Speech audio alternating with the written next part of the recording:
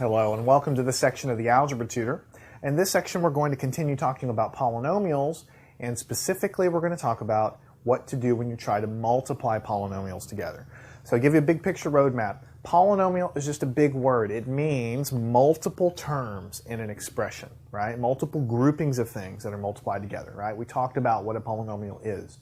In the last section we talked about what do you do when you subtract or add them together. And basically it boils down to comparing like terms to see if you can combine them together. Now we're going to talk about what to do whenever you multiply polynomials together.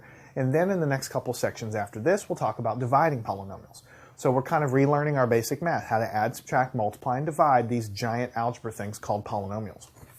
So it's really not that hard when we get going. So let's say you have some simple polynomials, 3x squared times 4x cubed. Now I'm saying this is a polynomial here, multiplying by this polynomial here, but of course these are each one term, so they're very small, little insignificant polynomials, but they're being multiplied together. So what do you do here? When you have things multiplied together like this, first thing you do is multiply the numbers. 3 times 4 is 12. Okay, and then you're still going to have these variables and exponents multiplied, so for now let's just leave it as x squared times x cubed. Now we've already covered this. What do you do when you have exponents, variables that have exponents multiplied together? The bases are the same, so I can add the exponent. So it'll be x to the 5th power. And that's the answer, 12 times x to the 5th power. So you multiply the numbers, and you basically are multiplying the terms that have the exponents as well. In this case, we know that we can add the exponent, so there you go, 12x to the 5th. So it's building on really something we have discussed previously. Now this is a very simple problem. We're going to get into larger polynomials and how to handle that here in just a few minutes. But for now, let's say we had something like 2 times x squared times y to the 3rd multiplied by 3x cubed times y squared, something like this. So again, there's no plus or minus signs anywhere, so these are not very large. This is a single term polynomial called a monomial. This is a multiplied by another monomial. So you have numbers. 2 times 3 you do first is 6. And then basically you start multiplying both of these guys times both of these guys. But you'll eventually notice that you'll have x squared times x cubed. They have the same base. So you can just add the exponents. X to the 5th, just like before. And then you're also multiplying y cubed times y squared. I have the same base, so I just add the exponents. 3 plus 2 over here is 5. So I have 6x to the 5th times y to the 5th.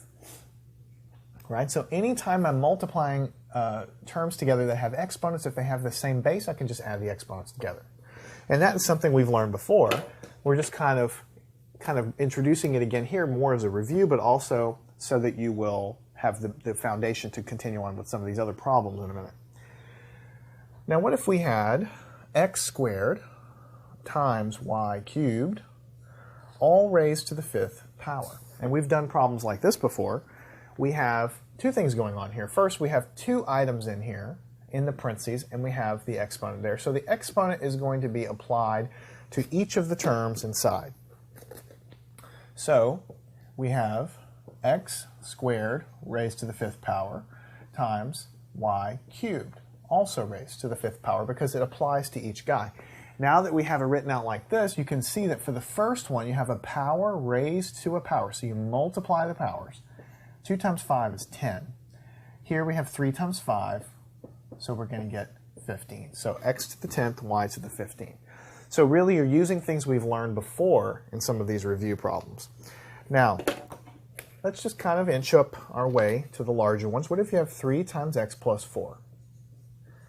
Well, you have a number outside of the parentheses, so it gets distributed in. So what you'll have is 3x plus 3 times 4 is 12. So you distribute this guy in.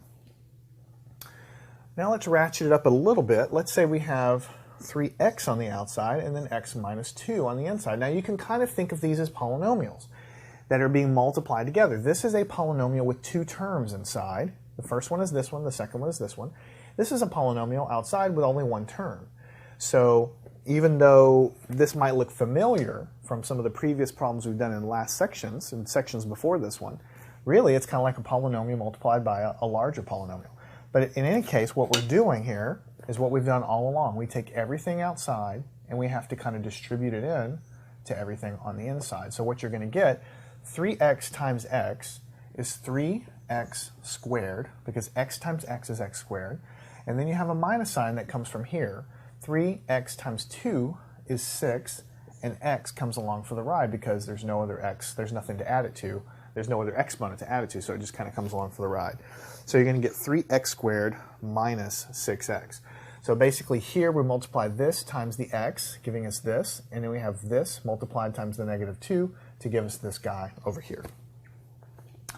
So we're slowly, believe it or not, increasing the complexity of these multiplications as we go here. And we're going to gradually increase our skills. Let's say we have 3 times x plus y.